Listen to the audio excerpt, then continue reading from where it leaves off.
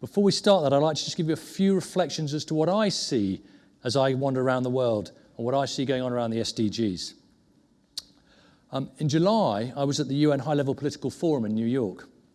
43 countries attended to present their voluntary national reviews, including Minister Thailand. That's 43 countries attended on a voluntary basis to discuss the progress they're making on the SDGs. That's on top of the 22 who attended in 2016 and the 48 who are already registered to attend in 2018, including, you'll be very pleased to hear, Singapore. That is 113 countries attending to do voluntary national reviews out of the 193 who ratified the SDGs. Well over half. So there is plenty of government engagement. But I always get asked the same question. What about the private sector? Where is the private sector? Is business engaged in this agenda? Well, at that same meeting at the UN High-Level Political Forum, there was a key session organised by the International Chamber of Commerce and the UN Global Compact called the SDG Business Forum.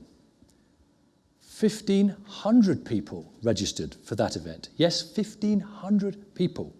In fact, the event was so big they had to get special permission from the UN Secretary General to move the event to the main General Assembly Hall, which is normally just restricted to government business, because it was the only room in the building big enough to house the event.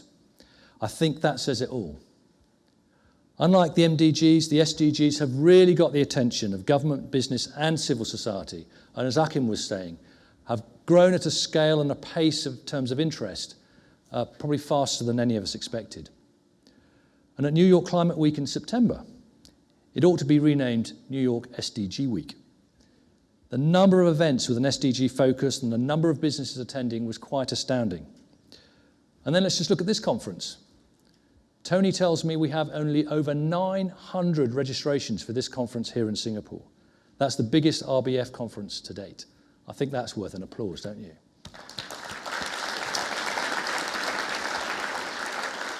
Fantastic, and great to see a completely full room.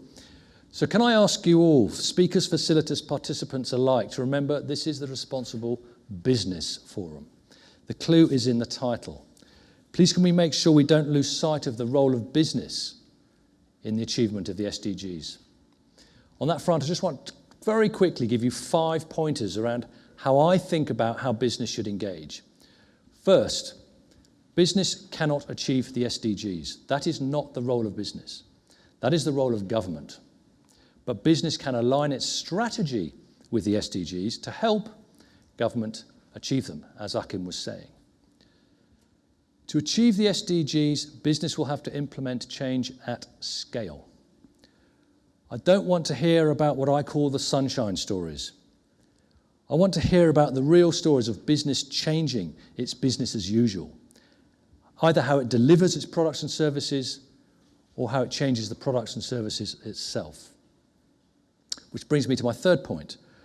Whilst we are dealing with each of the goals separately in the 17 breakout sessions, let's not forget they are interconnected. So collaboration will be needed, not just within value chains, but across value chains. So take the opportunity amongst all the 900 people here to meet someone new. Have an unlikely conversation. Use the opportunity to think outside of the box, to think about where that next partnership, that next collaboration could come from. Who knows where that might lead? Most businesses find the goals high level and impenetrable. That's not surprising. Where possible, can we try to talk about the targets that underpin the goals? So for example, rather than talking about SDG 6 on water and sanitation, let's talk about 6.2, access to adequate and equitable sanitation for all, or 6.4, substantially increase water use efficiency. These are things that CEOs and business understand and can act upon. The SDGs, of course, will be achieved at a national or at a sub-national level, and this is my last point. So please don't talk about a global SDG strategy. That doesn't make sense when different countries will be prioritizing different issues based on the challenges they face. Let's talk about SDG strategy at a national or sub-national level where it really matters with the impact on the ground. A few opening remarks from me. So to our first panel interview. To set the scene for the next 2 days, if I could ask our panelists, you know who you are, to come up to the stage, please. I'll introduce you once you're seated. We have 5 chairs. If you could wander up, please, thank you. And whilst they're making their way to the stage, this year, if you want to ask a question, please do so via the app. If you open up your phones, you'll see what I call, go to the homepage, you'll see what I call the hamburger. The little menu on the bottom right-hand corner. Looks like a hamburger, right? Go to the hamburger, click on it, and you will open up and look for the channel line. Click on the channel line, then click on the line that says Business Leadership, join the channel, and type away with your questions. Halfway through this panel interview, I will be brought an iPad with your questions, and we can look through and ask some of your questions to this panel. So, welcome, ladies and gentlemen. We have Haoliang Xu, the Assistant Secretary General, Assistant Administrator and Director for the Regional Bureau for Asia and Pacific for the UNDP. We've had Mukund Rajan, Chairman and Chief Sustainability Officer of the Sustainability Council for Tata. We have Eriko Ishikawa, Global Head of Inclusive Business from the IFC. We have Ehab Abou-Oaf, the President, Africa, Asia and Middle East from Mars. And right on the end here, we have Bey Soo Khiang, the Vice Chairman of RGE. Welcome. Thank you. So I've asked each of them to say a few opening remarks, and no more than 5 minutes, please, and then we'll get into some questions. And then hopefully I'll get the iPad and we can have your questions as well. So Haoliang, would you like to kick us off, please? Thank you. Yeah, thank you very much, everyone. It's really a pleasure to be here again. This session is about leadership for business and SDGs. I will just make 2-3 points quickly. One is, I think, about the business itself. I think everyone in this room and many outside this room in the government and in developing partners recognize the importance of businesses in achieving the SDGs. I probably will disagree with Malcolm a little bit here, that I think business is also definitely, a part, of the effort, to achieve the SDGs, in the same way as governments and others. But, we need to recognize in what way government, businesses are contributing, right? From the studies that we've seen, for example, businesses account for 90% of the jobs, right, in Asia Pacific. Right? And we did a study in the Philippines. Right? We looked at with a number of business associations, right, some 70 bigger companies and their investments in their businesses, right, and they have identified $850 million of the investment as being aligned to, SDGs, right. So businesses can play a significant role, right, in achieving SDGs. And also, we also did some studies on financing flows in a number of countries in Asia Pacific, including in most of the ASEAN countries. The studies show that almost invariably, private flow for development is always greater than the public flow, significantly by a big margin, right? So that doesn't include international private sector flows. Just domestic financial flows is already greater than the public flow significantly, right? So that's why I think in the UN we're pushing for a stronger partnership with the private sector that goes beyond the traditional corporate social responsibility, right?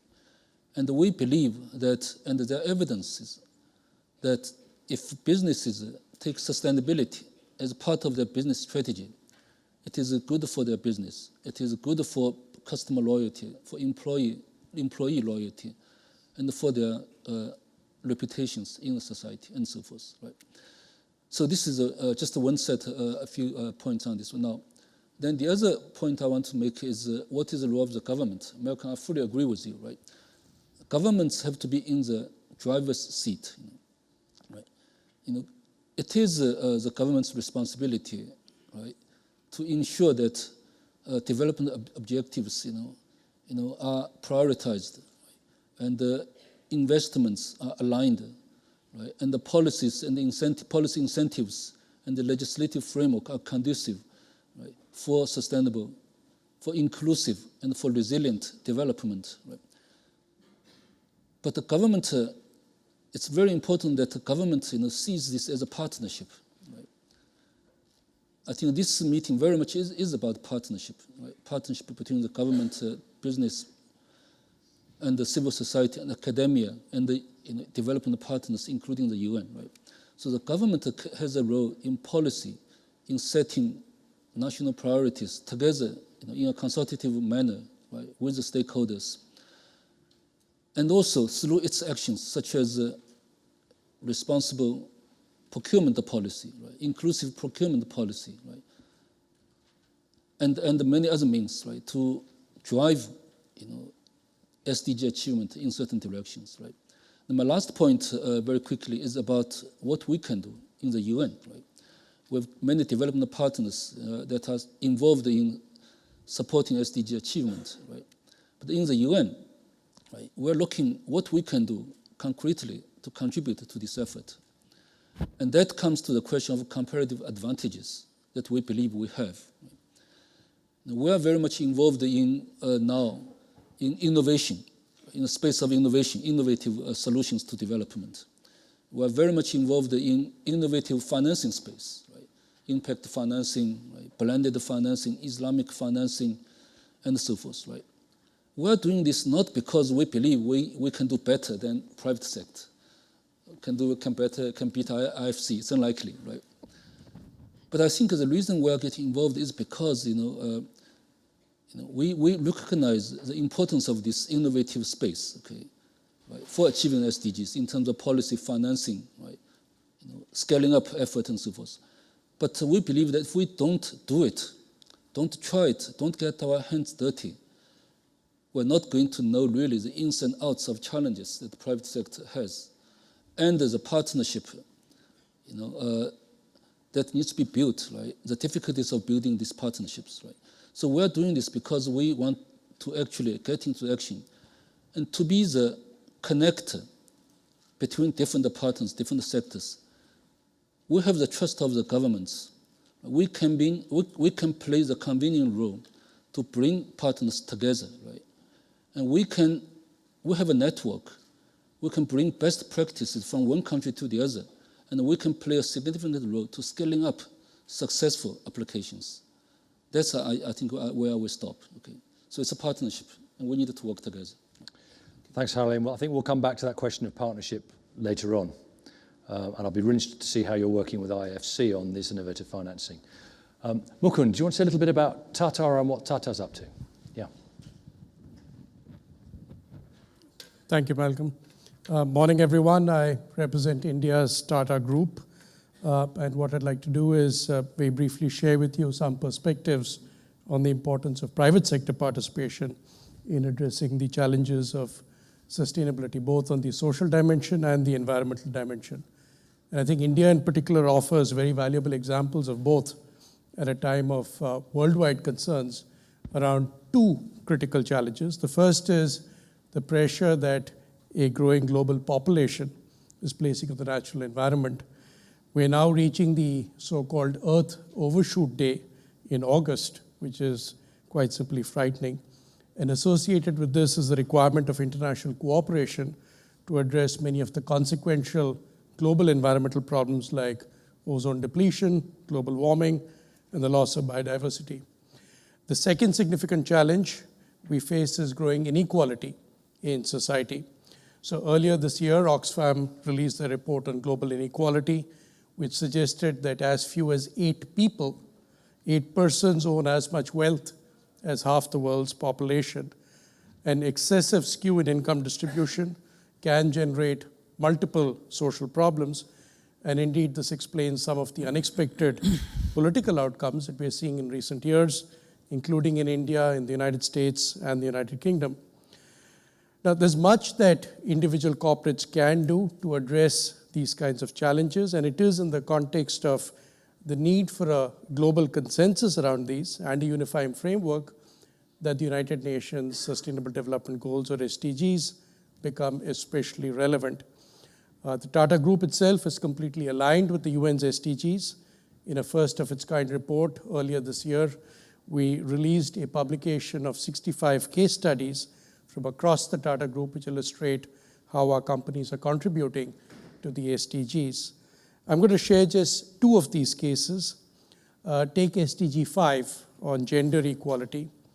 A great example of the role that corporates can play in shining a light on this issue is the campaign that our group devised termed the Power of 49. This is a reference to the 49% of India's population who are women.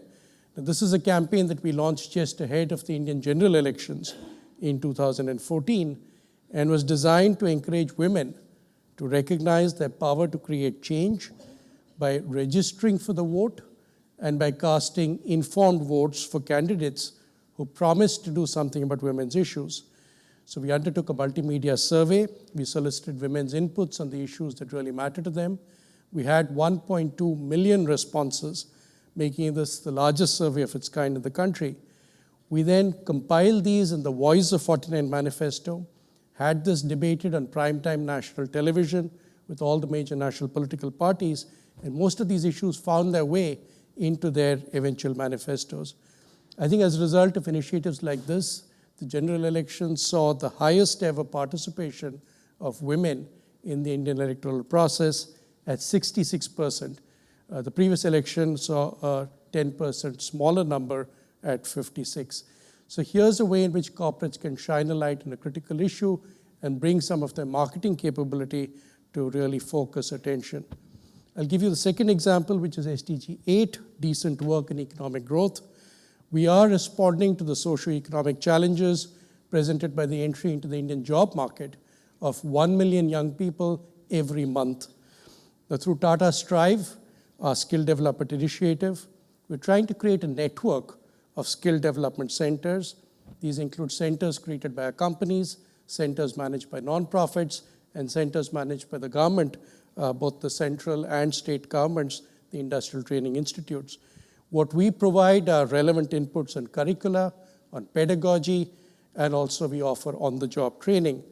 And we're hoping to build the capacity across this network of partners that will skill 1 million young people every year by 2022. We recognize the interconnectivity of the SDGs, and we're investing in developing the tools to navigate better across our commitments, including through valuation of the various capitals, including social and natural capital. And we stand committed to continuing our journey on the path to a circular economy. We firmly believe that the challenges of sustainability do present dramatic possibilities to each society. We heard that from the speakers this morning. And as many changes, including environmental change, in particular global warming, pose existential questions to corporates, we do believe that doing business the responsible way will, in fact, be the only way forward. Thank you very much.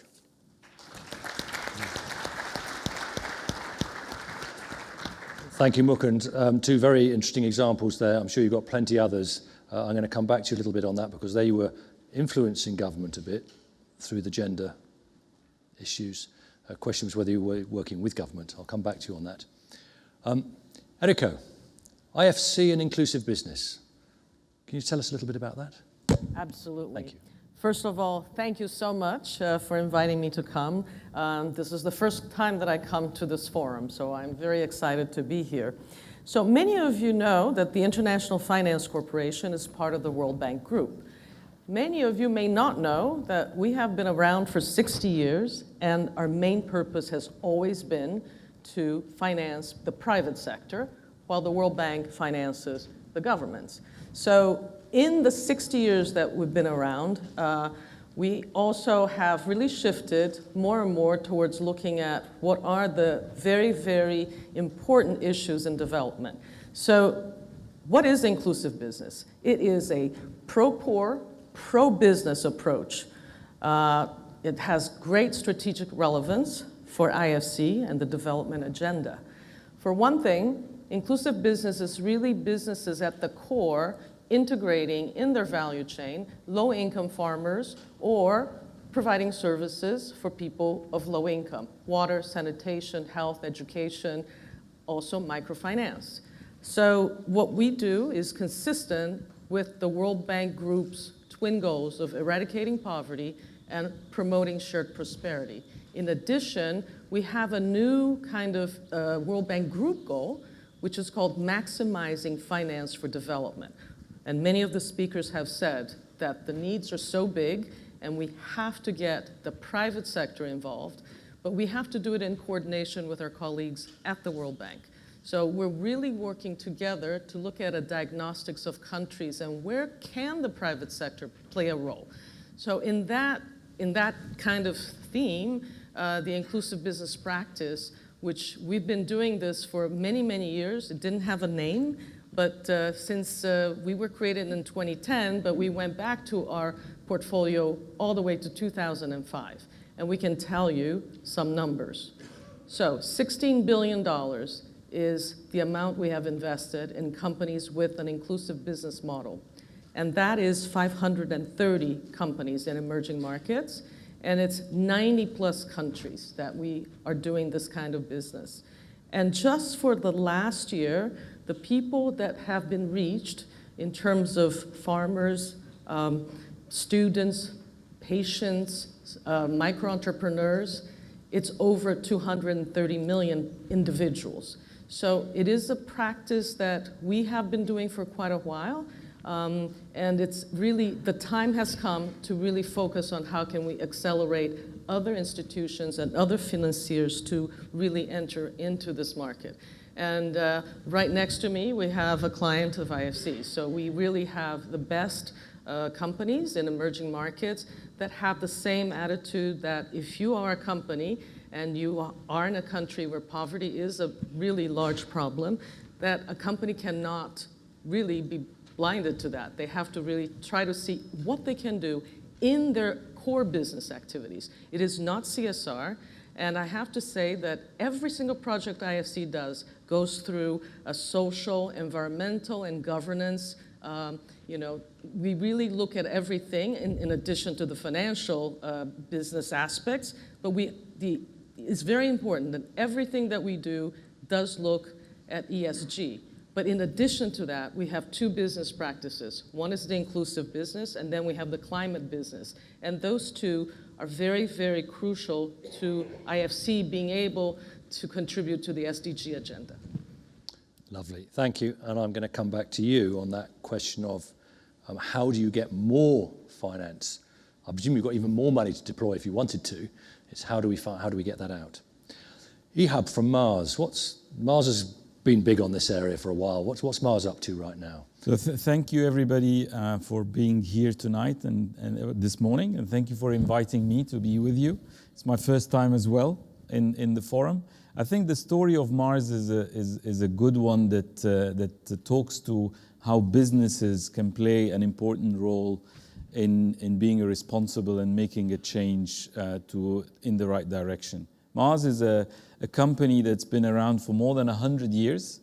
It's a family-owned business that's stayed a family-owned business and managed to successfully grow and sort of live the test of time because it believed in doing the right thing. And its founder thought that, the initial thought was all stakeholders in the supply chain are going to need to benefit for Mars to stay successful. That evolved into Mars developing its 5 principles, which covered things like mutuality, the importance of businesses, but also all the value chain stakeholders being successful, responsibility, so the responsibility of business to act, that you cannot stay back, efficiency, which has evolved many, many years ago before even sustainability was a talked word. Things like what do you do with energy, water usage, and again the consumption of energy within the whole supply chain, and freedom and quality, which are key attributes that influences what we do and being a responsible business. But as things evolved, Mars needed to again up its contribution, and it became bigger with a turnover of over $35 billion and a footprint that exists in many parts of the world. We believed that we needed to do more, and I think the SDGs became a great framework for us to do more and to act even with more urgency.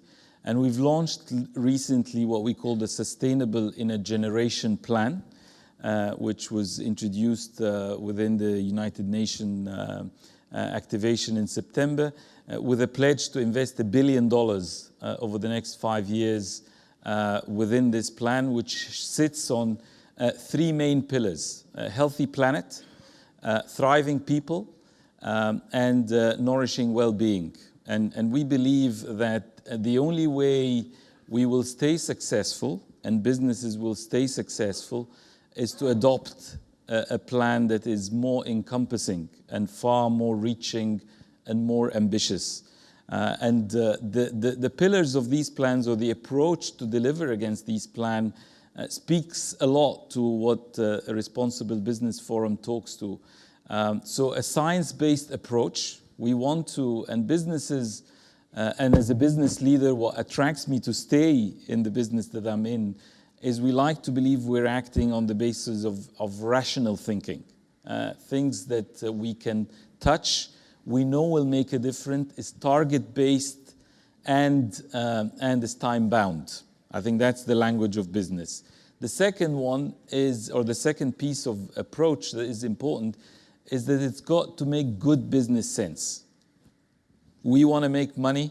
It is important to make money so that we can stay in business and for many, many years to come, and employ more people and make the supply chain more successful. So it's got to make good business sense to us, but to others. So it's got to be a win-win scenario. And finally, what we call the uncommon collaboration, which is critical. And what uncommon collaboration is not just actually collaborating with governments and NGOs, which is very important, of course, and critical, but even within your own industry, so within your own competitors in many cases, so that you can enable the change to happen. We are very conscious that we cannot do this by ourselves.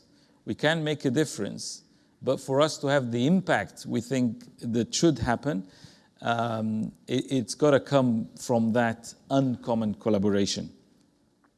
We're very conscious that success is not just about making money and more money.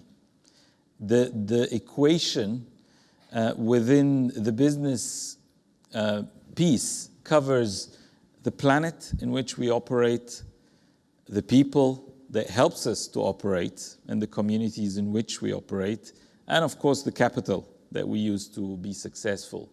And that's the concept of the triple bottom line is going to continue to be a critical component if Mars wants to stay another 100 years as successful as it was. And our invitation through forums and partnerships that we formed is we expand that concept across the business. So we do believe that business can make a difference, that I think if we tell the story, role model, and show that this is good business, other businesses are going to come on stream and make this happen. We, as a privately held company, have the privilege that we are not doing this because we are under pressure from Wall Street or we need to publish papers that are going to help our stock price, but it's because we really believe in that. And we can role model that we do this because it is good business. So we're passionate about that, and we think this is a model that can work and expand. Can I ask you a question about that very quickly? Does that make it easier for you, the fact you're private and you're not beholden to the stock markets, to make things like your $1 billion pledge to invest? Does that make it easier for you, or are you driven by the same business principles as the big public companies? As you heard me say, businesses are businesses. We've got to make money to stay in business, right?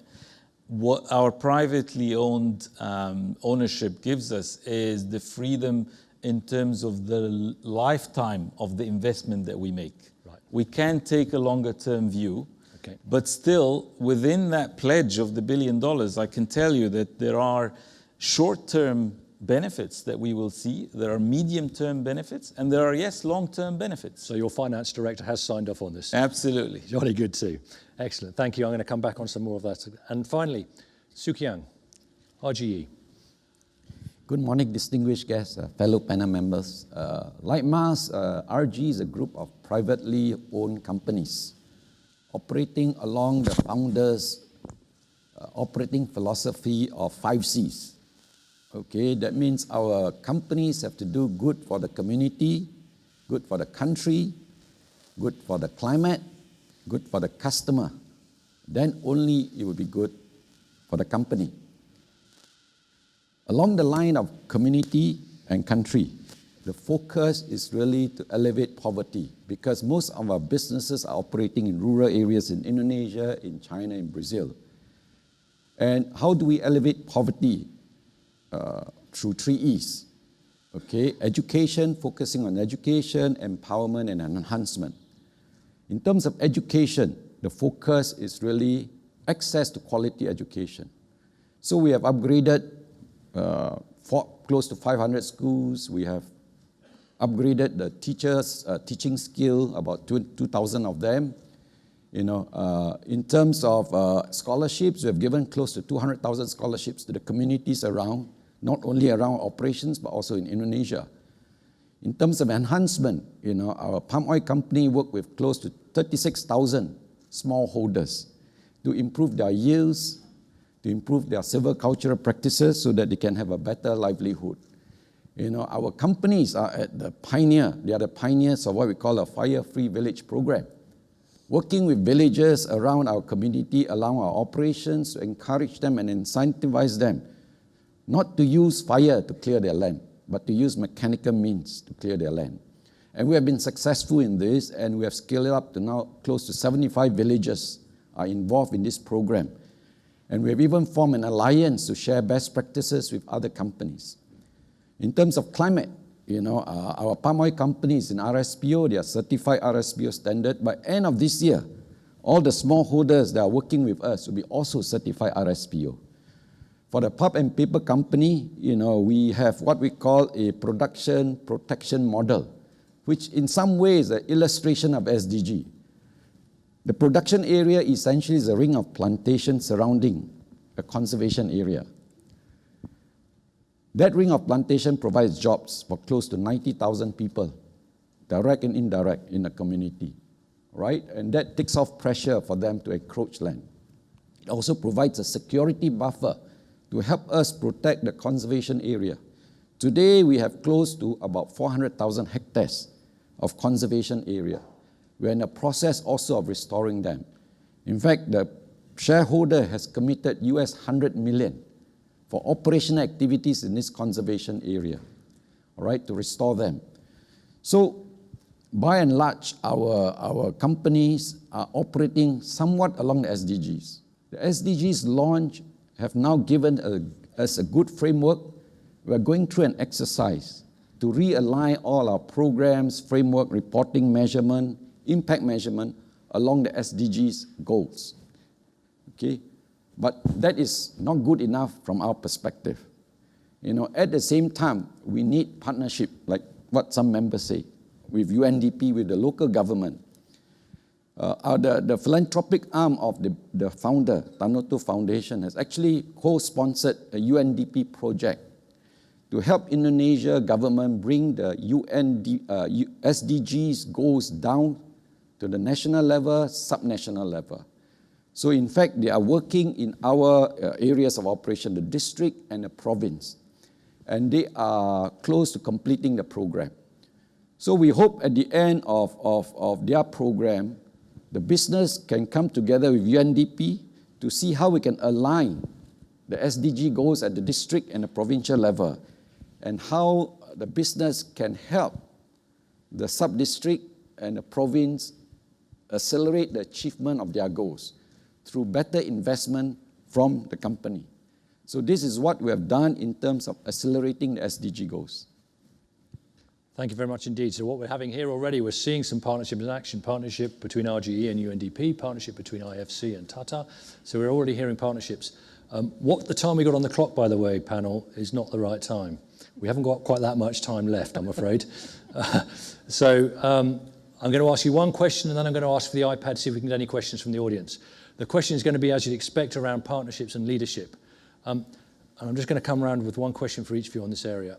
Haoliang, last year when we were here, you talked about value-based partnerships. And you've again mentioned the importance of partnerships and the UN being a convener of partnerships. Have you seen a lot of change since we were here last year in terms of the speed of getting partnerships together?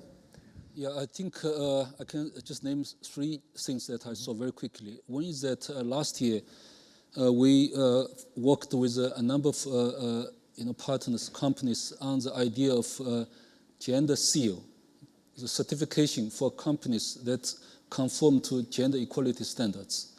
We see very concrete progress in this regard. And more companies seem to be interested. And this model is being now taken to national level in a couple of countries. So in a span of 1 year, that's good progress. The Sustainable Development Financing Collective for Asia, established last year, it was reported yesterday that a lot of progress has been made in that collective in terms of sharing information for projects that can be invested by these companies in the alliance, right? And the third thing I think is that, this year, it's not just general discussions about SDGs. And we will see more commitments from companies on how they will take sustainability as part of their as their business strategy. So these are very encouraging signs from last year. Excellent. So good progress, scaling as we wanted. Brilliant. Mukund, you talked about 2 of your initiatives, which were both, I guess, needed collaboration with government.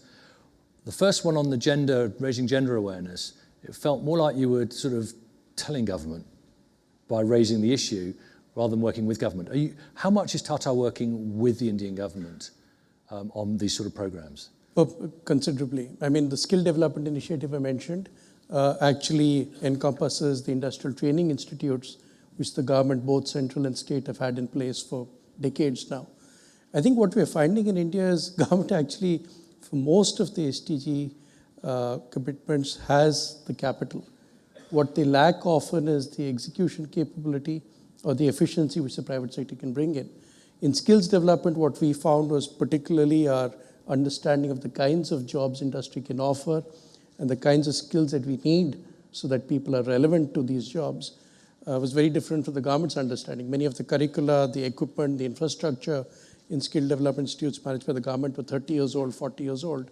So we could play a really big role in improving the capability, making it more modern, and delivering the outcomes that government is looking for. So you're bringing the skills to the party, so to speak. Okay, perfect. Thank you. Eriko, IFC must be all about partnership if you're investing with private sector. What more do you need to scale up? I mean, there are lots and lots of private sector companies here.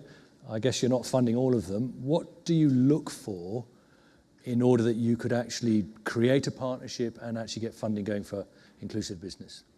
So we obviously have a lot of partnerships with our own clients, and many offer, in addition to what they do, the regular business. There are 2 components that really make it into an inclusive business. And one is they provide training and they provide financing. So when we work with smallholder farmers in the cocoa, coffee sector, and we know the great work that Mars does, is that we really look for companies that already understand that they're going to have to invest in their value chain. And that's where we see the best, the ability to get more and more people to do. So yes. Co-investing. First, we co-invest with them, and then we realize that they themselves see that they have to finance the farmers. They have to train the farmers. And that's where we bring in the knowledge of having done that with other companies. So that's at the level of our own business, very concrete. But what I want to share with you all is that we also need a partnership at the policy level in order to talk with governments. And for that, UNDP has been a fantastic partner. For the last 4 years, we've been engaged with UNDP at the G20 meetings on the development working group, and we have actually had the G20 leaders endorse this concept of inclusive business. And that was a really big gain, because now when we go to governments, it's not an IFC idea or a UNDP idea, it is a G20 endorsed framework. And we have already gotten some good wins. APEC has also taken in the concept, and ASEAN just recently have announced that they also endorse the inclusive business concept. A few months ago in the Philippines, we had the first ASEAN Inclusive Business Award, so that we had companies that were able to show that they are doing inclusive business. So I think it is something that is nascent at the moment, but with all the talk about how the private sector has to carry quite a lot of the responsibilities for the SDGs, this inclusive business model really helps. Yep. Perfect, thank you. And are you here for the whole 2 days? Yes, I am. So you know where to go if you're looking for your finance for inclusive business models? Yes. Okay. Ehab, Yes. you talked about uncommon collaboration, which I love because that's like the unlikely partnership, and you were talking about it in the competitive space. A slightly different question for you. You're an American company.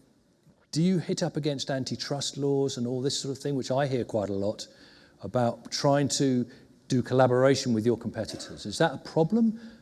No. I think in the areas that we're in, so if you take, for example, we've got a Food Industry Asia forum here, which encompasses us as well as our competitors. And as long as we stay within the boundaries of not colluding on things like pricing and so on, absolutely it's encouraged and appropriate. And when we started to do that, so for example, we've pledged part of the investment is $120 million with Danone, that we've created something called the Farmer's Livelihood. Yep. That's going to be very active in working with farmers on best practice and in improving agricultural practices. I think the uncommon collaboration goes beyond, the idea is how do you go beyond the obvious, which is, I would say nowadays is the government and NGOs and so on to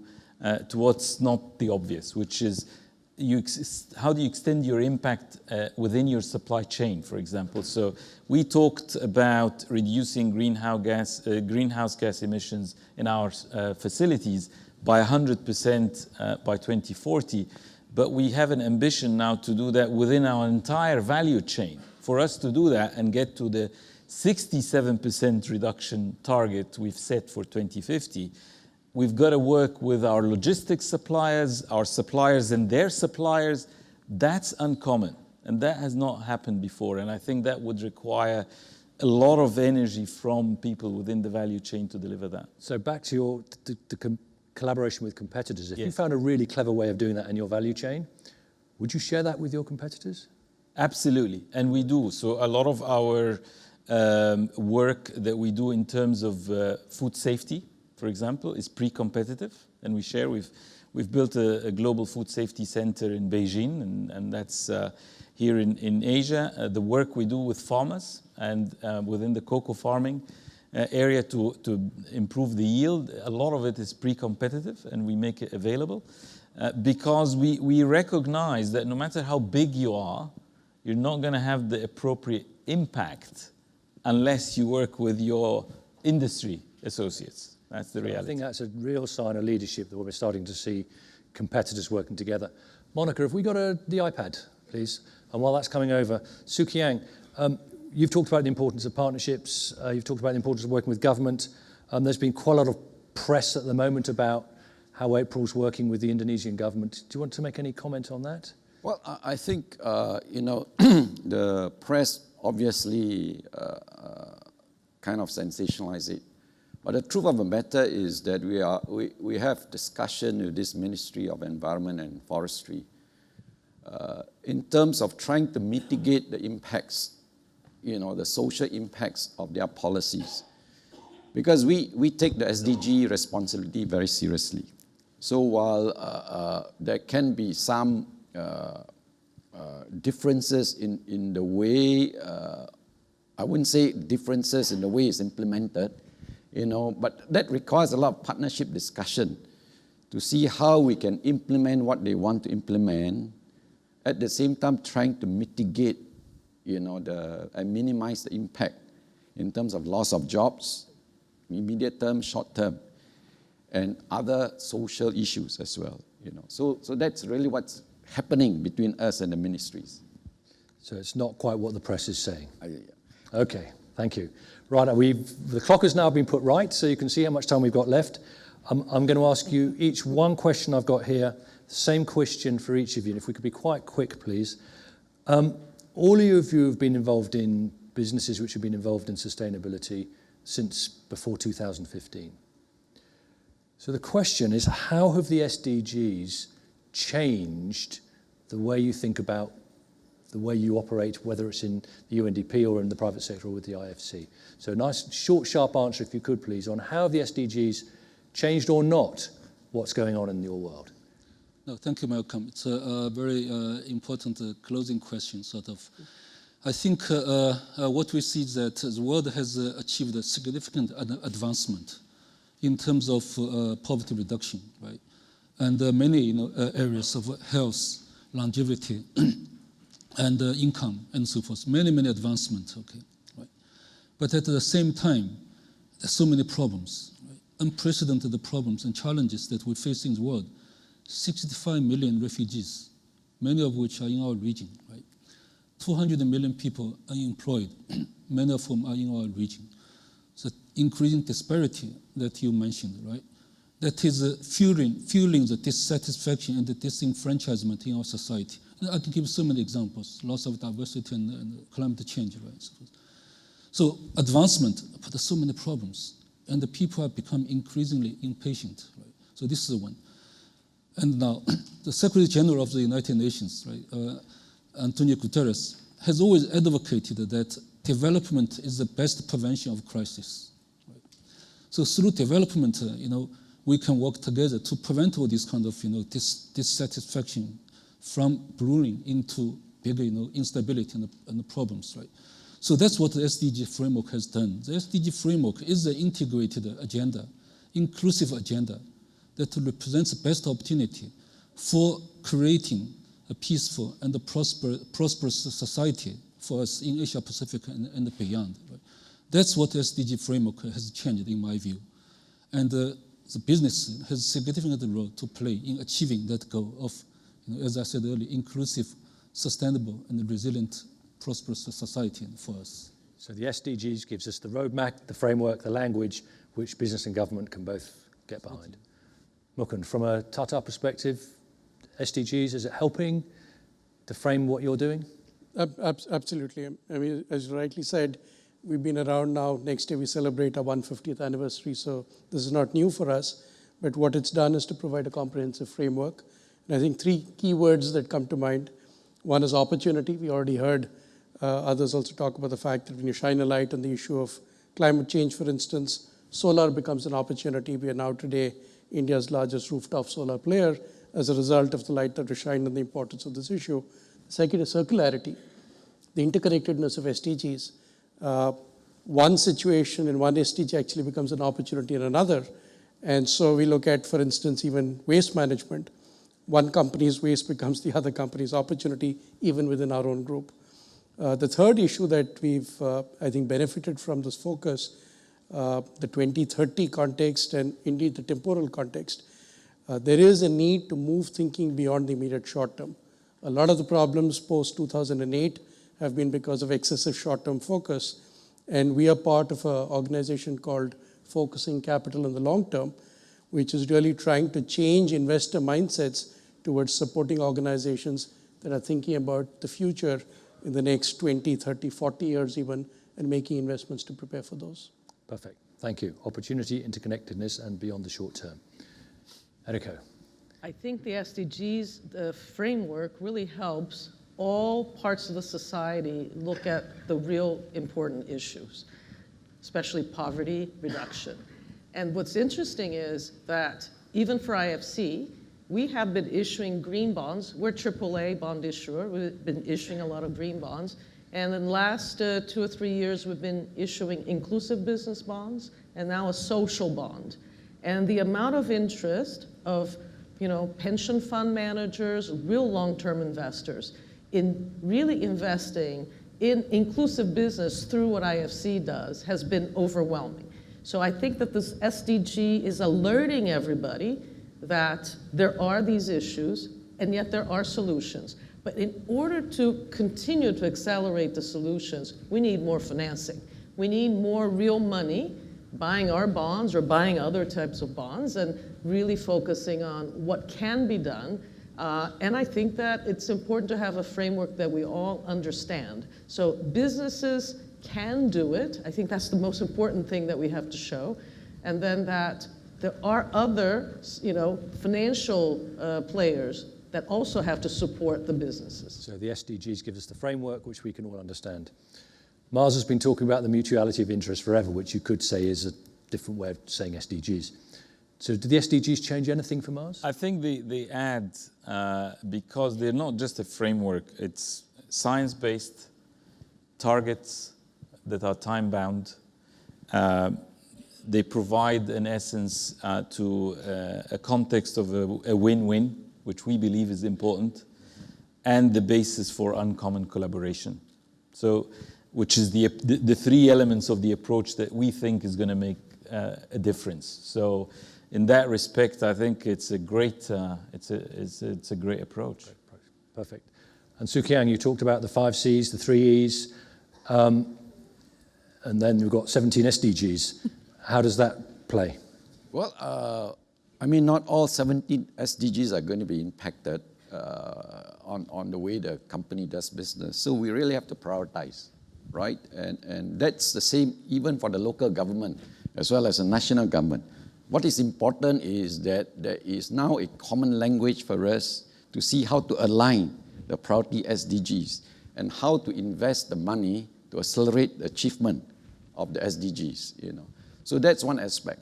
The SDGs also allow us to kind of consult with the government to give them our views of what's the impact of their policies in a very holistic manner with a common language, so to speak. So hopefully that way the partnership between the government and the private sector, can result in better policies. Thank you so much. So we finish on with a common language, enables us to talk with government, consult with government, and prioritise both for government and business. I think we could have talked all morning on this subject. Unfortunately, our clock is over. Could you all please thank me in joining a fantastic opening panel? Thank you, everybody. Thank you. And if you could promptly make your way over there. Thank you. Thank you very much indeed. Thank you.